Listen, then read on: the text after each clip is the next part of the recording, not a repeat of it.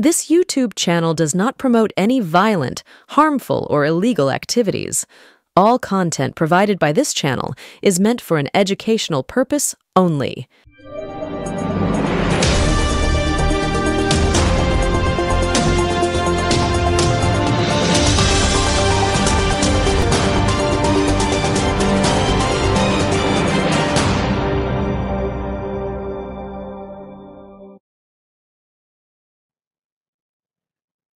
স্বাগতম, নমস্কার, আদাব। আর কয়েক ঘন্টার মধ্যেই আমাদের যে বাজেট অর্থাৎ জাতীয় বাজেট পেশ করতে যাচ্ছেন সীতারামন, নির্মলা সীতারামন। এবং বাজেটের কি হবে বা না হবে তার পরের কথা, তবে খুব আশাবাদী নয় কেউ। তার কারণটা হচ্ছে যে ধার এবং দেনায় জর্জরিত রয়েছে এই মুহূর্তে ভারতবর্ষ বিশ্ব ব্যাংকের কাছে বা নানান জায়গায় বলে একটা কথা বাজারে যেটা চালু রয়েছে, বা বিভিন্ন এই ইউটিউবাররা যারা অন্তত সৎভাবে করে তারা দাবি করছেন, সেটা তো অন্য ব্যাপার। সেটা তো আমরা সময় মতো বলবো, দেখাবো ইত্যাদি।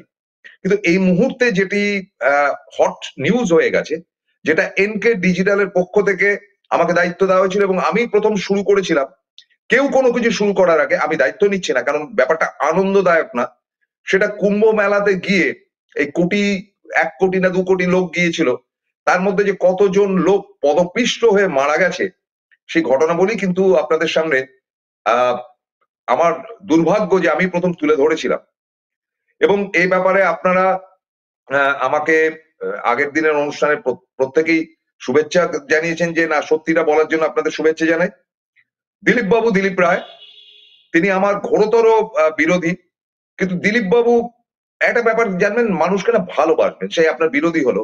দেখলাম যে উনি সম্পূর্ণ পরিবর্তিত হয়ে হ্যাঁ প্রতিবাদ করছেন, সাবজেক্ট টু দ্যাট, যে হয়তো বলছেন যে এই কথাটা আমি মানতে পারছি না, কিন্তু আগের মতন কাঁচা জিনিসগুলো তিনি ছাড়ছেন না। দিলীপ বাবু, আই লাভ ইউ। আমি প্রত্যেককে ভালোবাসি। দেখুন, আপনার সঙ্গে আমার মতের অমিল হতেই পারে, কিন্তু এই যে বন্ধুত্বপূর্ণ আপনি ব্যবহারটা করলেন, আমি কৃতজ্ঞতা জানাই।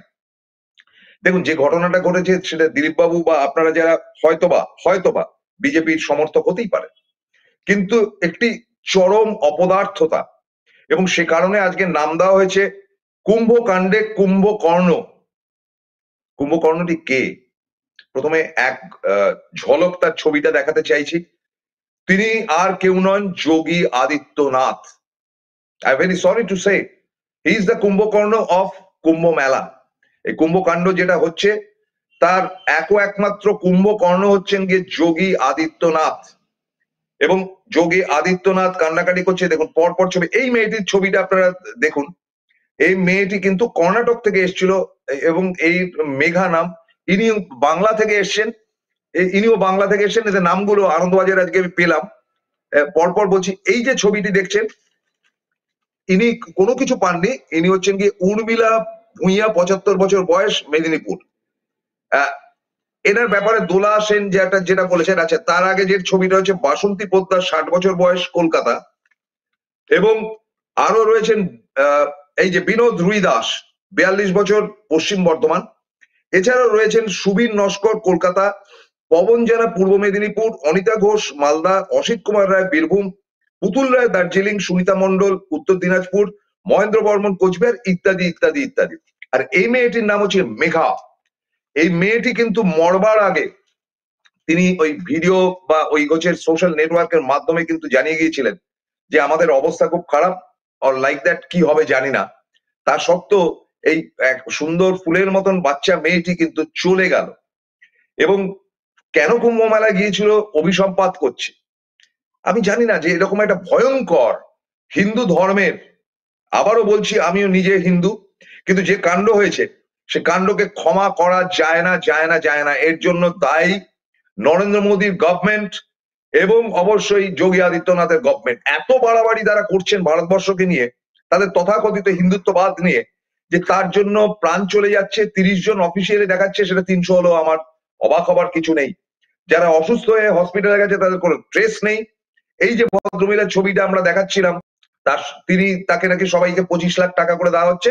যে ভদ্রমহিলার কোনো হদিশই নেই, মানে তার কোনো ব্যাপারই নেই। সেটা দোলা সেন বলেছেন গতকাল গতকাল বইমেলাতে দোলা সেন সেই ব্যাপারে মুখ খুলেছে, সেটা পরে দেখাবো। কিন্তু তার আগে জানাই যে কেন আমি এটা কুম্ভ মেলার এই কুম্ভ কাণ্ডের কুম্ভকর্ণ বললাম যোগী আদিত্যনাথকে। রামায়ণ পড়েছেন তো সবাই? দেখুন, আপনি হিন্দু হন, মুসলমান হোক, বা বাংলাদেশে থাকুন বা ভারতবর্ষে থাকুন, রামায়ণ মহাভারত পড়তে ক্ষতি তো কিছু নেই।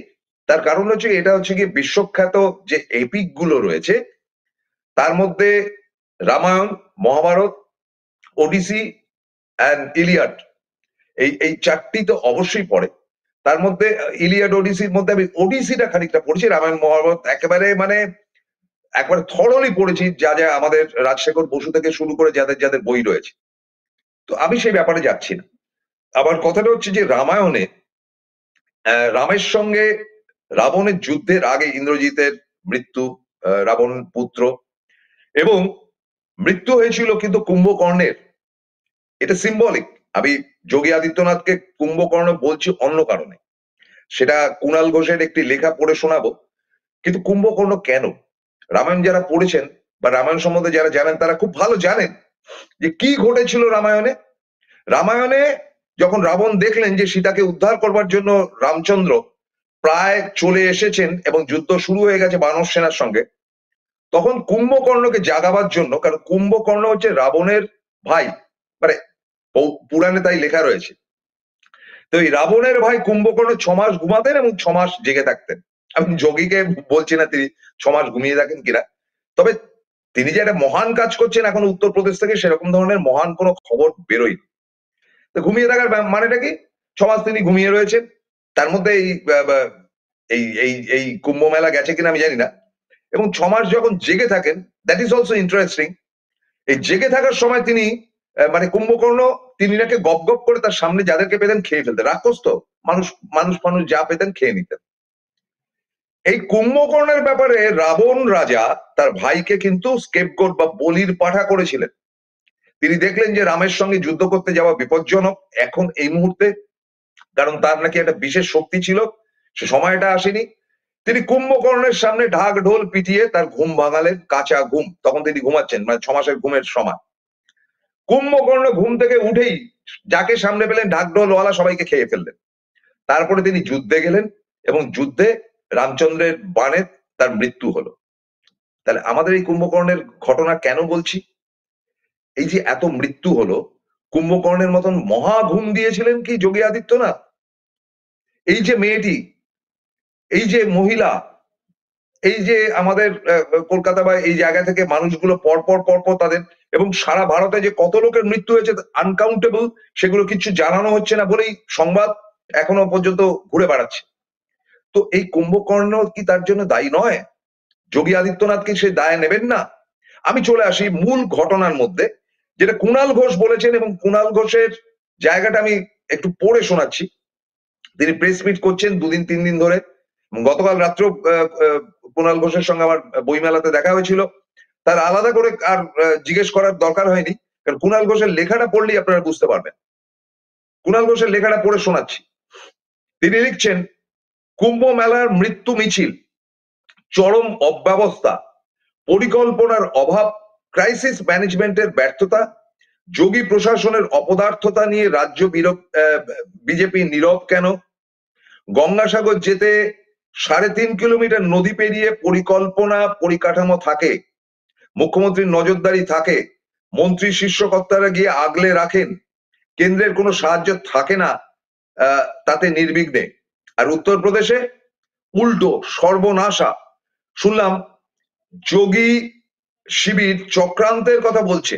খুব ভালো করে শুনুন, এইখানে এই যে কুণাল বলেছেন যেটা, যোগী চক্রান্তের কথা বলছে, যোগী শিবির মানে যোগীর আমচা চামচারা কি বলছেন যে এটা চক্রান্ত। যদি তাই হয়, কারা সেটা করলো? যে বা যারা দিল্লির রাজনীতিতে যোগীর উত্থান চায় না তারা। আবারও বলছি, কুণাল কি লিখেছেন, মারাত্মক কথা লিখেছেন। শুনলাম যোগী শিবির চক্রান্তের কথা বলছে, যদি তাই হয় কারা সেটা করলো? যে বা যারা দিল্লির রাজনীতিতে যোগীর উত্থান চায় না তারা। ইঙ্গিত কিন্তু নিজের দলের দিকে, স্পষ্ট করে বলবেন কুম্ভকর্ণ। আবার বলছি, কুণালের লেখাটা না পড়লে কিন্তু আমার এই অনুষ্ঠানটি অসম্পূর্ণ হতো। এবং আমি মনে করি যে এই লেখাটির জন্য এই অনুষ্ঠানের নাম দিতে বাধ্য হলাম কুম্ভকর্ণ। কারণ কুম্ভকর্ণের ঘটনাটা তো তাই ঘটেছিল যে কুম্ভকর্ণকে ডুবিয়েছিলেন রাবণ রাজা, এবং রাবণ রাজা তার ভাইকে ঘুম থেকে টেনে তুলে রামের কাছে পাঠিয়ে খতম করে দিয়েছিলেন, এবং কুম্ভকর্ণের সঙ্গী সাথে সবার মৃত্যু হয়েছিল। দেখুন কুম্ভ মেলাতে দেখুন কুম্ভকর্ণের মতন ঘুমিয়েছিলেন, কারণ তিনি ভেবেছিলেন আরএসএস, কেন্দ্রীয় সরকার, নরেন্দ্র মোদী বিরাট সাহায্য করবেন এই কুম্ভ মেলার, তার নাম ধাম, কারণ আর 2 বছর বাদেই উত্তরপ্রদেশে ভোট আসছে, সুতরাং যোগীকে ঘুরে দাঁড়াতে হবে। কিন্তু যোগী সম্বন্ধে যে কথা দিনের পর দিন হয়েছে সেটা আরেকবার মনে করে দিই, আমরা কিন্তু এই ডিজিটাল ওয়ার্ল্ডে বারবার করে সে কথাগুলো বলেছিলাম। লক্ষ্য করে দেখুন গত লোকসভা নির্বাচনে উত্তরপ্রদেশের ফল খুব খারাপ হয়েছিল, কারণ যোগীর ক্যান্ডিডেট থেকে দাঁড় করানো হয়নি। এবং যোগী কিন্তু আপনাদেরকে বলি আরএসএস এবং সংঘ পরিবারের অত্যন্ত অত্যন্ত ঘনিষ্ঠ নাগপুরের। কিন্তু কাউন্টার পার্ট যেটা, সেটা হচ্ছে নরেন্দ্র মোদী অমিত শাহ গুজরাটি লবি। মানে প্রবীরবাবু তো বারবার বলেছেন কথাটা, তারা কখনোই চায় না যে যোগী উঠে দাঁড়াক। এবার নরেন্দ্র মোদী যদি 274টি আসন পেতেন অর্থাৎ বিজেপি, তাহলে কাচ করে যোগীর গলাটিকে কেটে বাদ দিয়ে দেওয়া হতো এবং যোগী আর মুখ্যমন্ত্রী থাকতেন না। যোগী লাকি যে যোগীকে সেই ঝামেলা পোহাতে হয়নি। আপনারা জানবেন যে লোকসভা নির্বাচনের প্রথম পর্বের নির্বাচনের পরে কিন্তু আরএসএস তথা নরেন্দ্র মোদীর নিজের যে কি বলে এটাকে গোয়েন্দা দপ্তর রয়েছে, তারা এসে বলেছে স্যার আপনি কিন্তু ডুবছেন, উত্তরপ্রদেশ কিন্তু আপনাকে ডোবাচ্ছে। তার কারণটা হচ্ছে উত্তরপ্রদেশের যত ক্যান্ডিডেট ছিল মানে লোকসভাতে, তার বেশিরভাগটাই অমিত শাহ ঠিক করেছিল। এবং অমিত শাহ যখন বুঝলেন যে স্যাবোটেজ করছে যোগী আদিত্যনাথ তার ক্যান্ডিডেটকে হারাবার, এমনকি অযোধ্যাতে পর্যন্ত হেরেছে, তো সুতরাং যোগীকে সরিয়ে দিতে হবে। রাতারাতি রাত 2টোর সময় যোগীর কাছে খবর আসে, তোমাকে আর উত্তরপ্রদেশের ব্যাপারে পপরদালালি করতে হবে না, তুমি কাটো, পুরো দায়িত্বটা অমিত শাহ নিজের কাঁধে নিয়ে নেন। এবং তারপরে যোগী আসল খেলায় নামেন, অর্থাৎ যোগীর সঙ্গে থাকা যোগীর ঘনিষ্ঠ রজ্জু ভাইয়া, এবং রজ্জু ভাইয়ার মতন মস্তান আপনারা ভাবতে পারবেন না। মানে আমাদের অনুব্রত মন্ডলকে তো আপনারা বাজে কথা বলেন, মানে 100টা Anubrata Mondal is equal to 1 Rajju Bhaiya. দাপট কি, একবারে যেখান থেকে উত্তরপ্রদেশ শুরু হচ্ছে সেখান থেকে দিল্লি অব্দি সূর্য ওঠে কিন্তু এই রজ্জু ভাইয়া টাইয়ার কথায়। সে রজ্জু ভাইয়া হচ্ছে যোগীর ঘনিষ্ঠ, রজ্জু ভাইয়াকে দিয়ে নাকি স্যাবোটেজ করা হয়েছিল গত নির্বাচনে, কারণ যোগী আদিত্যনাথ আরএসএস এর বিশেষ পছন্দের। আরএসএস চেয়েছে যে নরেন্দ্র মোদীকে 74-75 বছর হলে তাকে সাট করে সরিয়ে দিয়ে Yogi will be the next face of Indian prime ministry. সেটা একেবারেই আপত্তি রয়েছে নরেন্দ্র মোদী অমিত শাহের।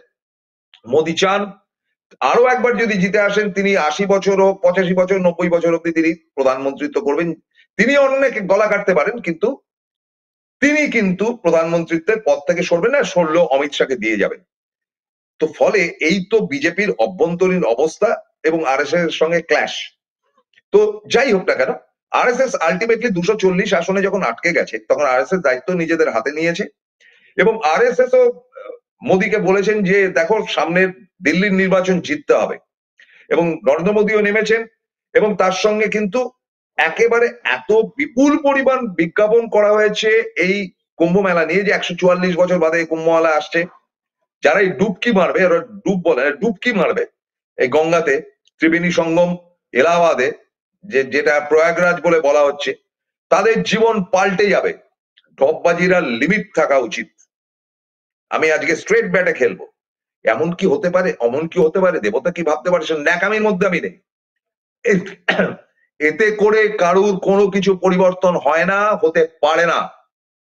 ধরুন এক ঝাঁক ক্রিমিনাল গেল, যাদের ক্রিমিনাল উত্তরপ্রদেশেও তো পাড়ায় পাড়ায় ক্রিমিনাল রয়েছে, তারা একটা করে ডুব দিলেই তাদের সব পাপ ধুয়ে যাবে।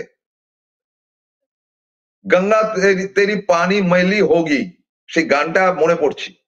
এবং এই কাণ্ড কারখানার ফলে সন্দেহ করা হচ্ছে অ্যাজ পার কুণাল ঘোষ, যে তাদের কাছে খবর রয়েছে, মানে তৃণমূল কংগ্রেসের কাছে খবর রয়েছে যে যোগীকে স্যাবোটেজ করার জন্য এত বিজ্ঞাপন করা হয়েছে এবং প্রচুর পরিমাণে লোককে ঢোকানো হয়েছে।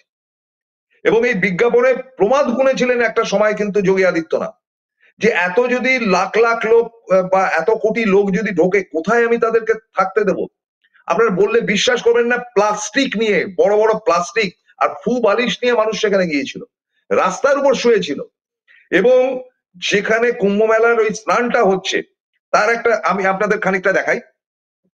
এই যদি কুম্ভ মেলার জায়গাটি হয়ে থাকে, এটা বাঁকা এরকম, তাহলে একটা পোর্শন এরকম মিডল, একটা পোর্শন মিডল জোনটা, এই কুম্ভ মেলার মিডল জোনটা হচ্ছে ভিআইপি জোন। অর্থাৎ ভিআইপি যারা আসবে, ভিআইপি কারা? ভিআইপি অমিত শাহ, ন্যাড়ামাথা হয়ে তিনি স্নান পান করে এসছেন তার ছেলেকে নিয়ে। আর যারা ভিআইপি, হেমা মালিনী থেকে শুরু করে ওই কি মমতা কুলকার্নি থেকে শুরু করে এই তো 5 তারিখ যাচ্ছে নরেন্দ্র মোদী, তিনিও সেখানে 5 তারিখ না 4 তারিখ যাচ্ছেন, 5 তারিখ দিল্লির ভোট, তিনি 4 তারিখ ডুবকি মারতে যাচ্ছেন। এই সমস্ত প্ল্যানিং হয়েছে। এবার একটা জায়গা চারিদিক এরকম ভাবে রয়েছে, তার মাঝখানটা যদি ভিআইপি থাকে, তাহলে এদিকে লোক এদিকে লোক, তার লোকগুলো কি করে স্নান করতে যাবে? কেন ভিআইপি জোন আলাদা করা হয়েছে? কেন কাতারে কাতারে এত লোককে অ্যালাউ করা হয়েছে? আবারও আপনাদের মনে করিয়ে দিই যে খ্রিস্টানদেরও কিন্তু এরকম লাখ লাখ লোকের সমাবেশ হয়, সেটা হচ্ছে গিয়ে রোমের কাছে ভার্টিকান সিটিতে, যেখানে যিনি পোপ পল থাকেন, অর্থাৎ কিনা যিনি টপ অফ দা ক্রিশ্চিয়ানিটি, তিনি দেখা করেন, মানুষকে আশীর্বাদ করেন, লক্ষ লক্ষ লোক যায়, আজ অব্দি কেউ মরেনি। এটা হচ্ছে কি ঘটনা, ফ্যাক্ট। আপনি মুসলিমদের দিকে তাকিয়ে দেখুন, এই যে যারা হজ করতে যান, হাজি হয়ে ফেরেন, আমার বন্ধু ইয়ে ববি হাকিমও গেছেন, তো ববি হাকিম বলুন বা যেই বলুন, তারা হজ করতে গেছেন। হজের নিয়ম হচ্ছে আগে থেকে নাম এন্ট্রি করতে হবে, হজ যাত্রীদের জন্য মক্কায় বসে তাদের একটা লিস্ট হবে, এর বেশি লোক অ্যালাউ করা হবে না, এবং অ্যালাউ হলে আপনার কাছে খবর আসবে যে ইয়েস ইউ ক্যান কাম, অথবা আসবে ডোন্ট কাম। অর্থাৎ এই লিস্টিং এর মধ্যে এতগুলো লোকের অ্যাকোমোডেশন আমরা করতে পারবো, এতগুলো আমার হোটেল আছে, এতগুলো খাবার জায়গা আছে, ইত্যাদি ইত্যাদি। সেটা যোগী করলেন না কেন? এবং যোগীকে বুদ্ধি দিয়ে অমিত শাহ, নরেন্দ্র মোদী দেয়া করালেন না কেন? যোগীকে ডোবাবার জন্য, যে এই মৃত্যুগুলো এবং এই কিচ্ছাগুলো ফুটে উঠবে এবং তাতে করে যোগী আদিত্যনাথের মুখ পুড়বে, এবং তাতে করে তারা প্রেশার ক্রিয়েট করবে এই মৃত্যু এবং এই আগুন, দুদিন আগুন জ্বলল, মৃত্যুর জন্য যোগীকে দায়ী করে ওকে পথ থেকে সরাও, কারণ আর কোনো উপায় নেই। এটা এখন বিজেপির অভ্যন্তরে একেবারে বিরাট ঝামেলা চলছে। যোগী হাটাও, বিজেপি বাঁচাও, এই হচ্ছে গুজরাটি মডেলের কথা। বলবো আরো কথা, একটা ছোট বিরতির পর সঙ্গে থাকুন।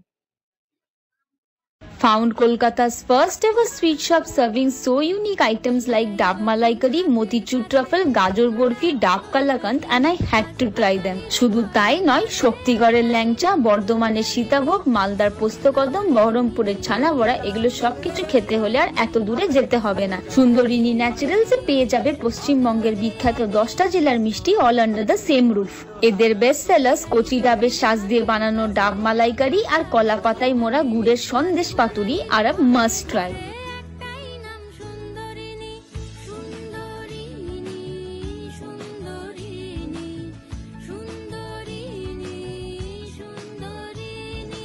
জয়গুরু রত্নভান্ডার জ্যোতিষীমা, এখানে গোল্ড মেডেলিস্ট জ্যোতিষী বসেন। হাই কোয়ালিটির আসল গ্রহরত্ন সবচেয়ে কম দামে এখানে পাওয়া যায়। স্থান বেলঘড়িয়া, রানী পার্ক, বটতলা, 2 নম্বর রেলগেটের নিকটে। 9681345722 এবং 9007778922। ফিরে এলাম বিরতির পর। এবার আমরা শুনবো যে গতকাল বইমেলাতে দোলা সেন কি বলেছেন, এবং আমরা অবশ্যই আপনাদেরকে সেই সঙ্গে জানিয়ে দিতে চাই যে বিরোধীরা কিন্তু এবার এই বাজেট অধিবেশনের মানে বাজেট যখন পেশ করবে তখনও ঝামেলা করবে, তারপরে ঝামেলা করবে, এতগুলো মৃত্যু, আজকে এটা একটা ইস্যু হয়ে গেছে, এবং দিল্লি তাতে করে হাতছাড়া হতে পারে নরেন্দ্র মোদীদের, কারণ দিল্লি কিন্তু তাদের হাতে চলে এসেছিল, বুমেরাং হয়ে গেছে।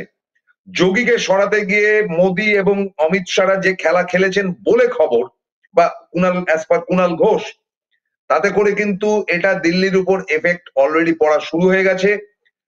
খবরের কাগজ যারা গদি মিডিয়া, আনন্দবাজার থেকে আমি হেল্প নিয়েছি, যে আনন্দবাজার এতদিন অব্দি আরজিকর কাণ্ড নিয়ে মমতা বন্দ্যোপাধ্যায়কে তুলোধনা করেছেন, বাধ্য হয়ে কিন্তু প্রথম শ্রেণীর প্রথম পত্রিকা আজকে যোগীকেও তুলোধনা করছেন মোদীকেও তুলোধনা করছেন। সরি, কি বলেছেন বিস্ফোরক কথা দোলা সেন মাননীয় সাংসদ রাজ্যসভা, এক ঝলক দেখে নিতে চাইছি। যদি গঙ্গাসাগরে এসে মারা যেত, আজকে মমতা ব্যানার্জি গদিনে টানাটানি হতো। এই হচ্ছে আমাদের রাজ্যের আন্দোলন। কিন্তু আর ভারতবর্ষের অন্য জায়গায়, আর আপনিও বহু রাজ্যে রয়েছেন, কিন্তু এই সাইকোলজিটা আমাদের রাজ্যের জন্য এত প্রযোজ্য কেন? এই নিচে সংক্ষেপে কিছু বলেন। দুটো ব্যাপার বলবো। একটা হচ্ছে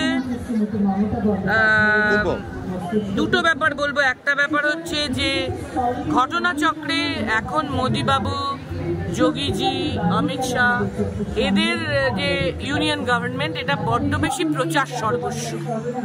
মানে প্রচার আর বাস্তবে এত তফাৎ। এর আগে হয় পলিটিক্যাল লোকেদের প্রচারে আর বাস্তবে একটু একটু তফাৎ থাকে, কিন্তু এদের মতন তফাৎ আমি এর আগে কখনো দেখিনি। মানে 2 কোটি চাকরি বছরে, তাহলে 11 বছরে 22 কোটি হয়, সেখানে 22 জনের হয়েছে কিনা সন্দেহ। মানে এতটা ফারাক। সেই রকম মানে অযোধ্যার রামলালা মন্দির নিয়ে এত কাণ্ড, বাবরি মসজিদ ভেঙে যাওয়া, দাঙ্গা হাঙ্গামা, অযোধ্যায় ভোটেই জিততে পারলেন না ওনারা এবারে। মানে ফারাকটা বিস্তর। সেই রকমই কুম্ভ মেলা, মহাকুম্ভ 144 বছর বাদে হচ্ছে বলে এমন প্রচার করেছেন, মানুষ পাগল হয়ে। আমাদের আধ্যাত্মিকতার দেশ, আমাদের ধর্মভীরু দেশ, আমাদের ধর্ম নিরপেক্ষতার দেশও বটে, কিন্তু মানুষ স্বাভাবিক অত প্রচারে ছুটেছে। আর ওরা এত বলেছে যে এই হোক, আর ওরা তো বিশ্বগুরু, ফলে ওরা দারুণ ভালো ব্যবস্থা করবে, এটা ধরে নেওয়া যেতে পারে, কিন্তু করতে পারেনি। এত লোক মারা গেছেন এবং সেটা আড়াল করছে। 30 জন বলে চালাচ্ছে। একজন সাংবাদিক একটা মর্চুয়ারিতে 58 জনের বডি দেখেছেন, আরো মর্চুয়ারিতে কত আছে কে জানে। খুবই দুর্ভাগ্যজনক। আমি এটা নিয়ে কোনো রাজনীতি করতে চাই না, কিন্তু এই এত লোকের মৃত্যু, অব্যবস্থা, এটা অত্যন্ত দুর্ভাগ্যজনক। এটা একটা দিক। এবং সবচেয়ে যে গতকাল একজনের ডেড বডি ফিরেছে বাংলায় উইদাউট ডেথ সার্টিফিকেট। তো ওরা বলছে নাকি 25 লাখ টাকা ক্ষতিপূরণ দেবে। আচ্ছা, ডেথ সার্টিফিকেটে যদি না দেয় তো 25 লাখ টাকা ক্ষতিপূরণ ছেড়ে দিন, তার বাড়ির নমিনি তো তার এমনি ব্যাংকের টাকাটা, LICর টাকাটা পাবে না, ডেথ সার্টিফিকেট ছাড়া ছাড়ছে। তো তাহলে এখানেও তাই, প্রচারে 25 লাখ, দিদিমণি গঙ্গাসাগরে 5 লাখ বলেছেন, ওরা 25-এ চলে গেল, কিন্তু বাস্তবে ডেথ সার্টিফিকেটই দিচ্ছে না। এই ফারাকটা খুব প্রকট এবং এটার জন্যই ওরা আস্তে আস্তে 303 থেকে 240 হয়েছে।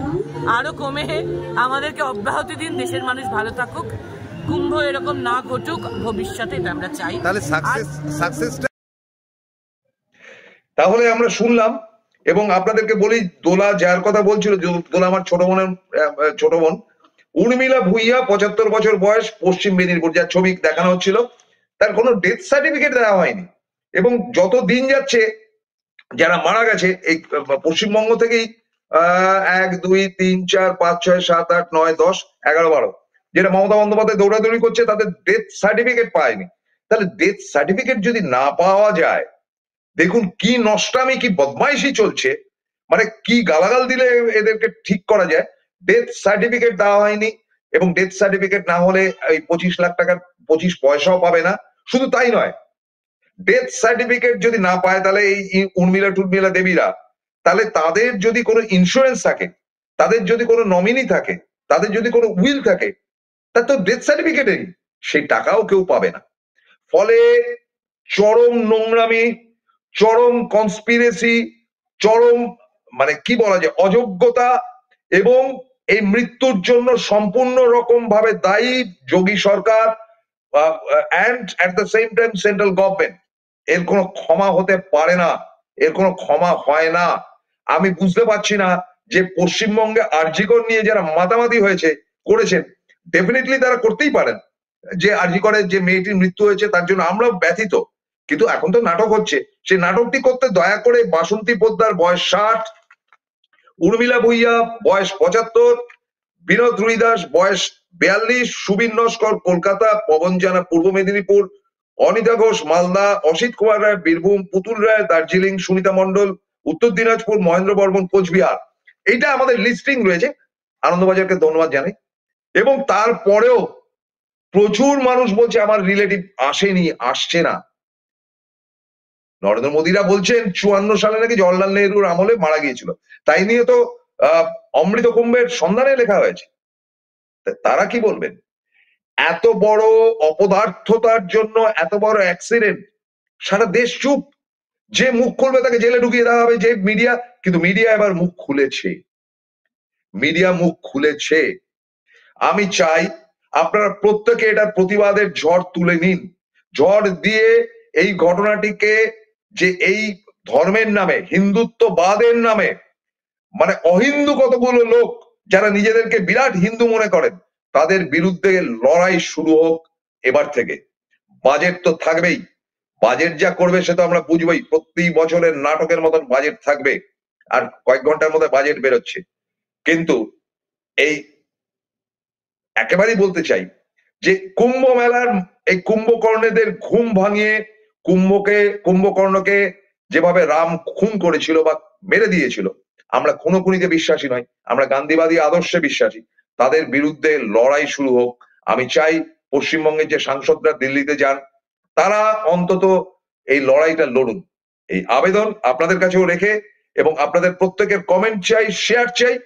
শেষ করছি আজকের অনুষ্ঠান ব্যথিত হৃদয়, কারণ আমার বাংলার এতগুলো মানুষ মারা গেছে, তাদের কোনো ট্রেস নেই, তাদের ডেথ সার্টিফিকেট নেই, তারা অসহায়, তাদের পাশে দাঁড়ান, প্লিজ দাঁড়ান। এই আবেদন রেখে শেষ করছি, ভালো থাকবেন।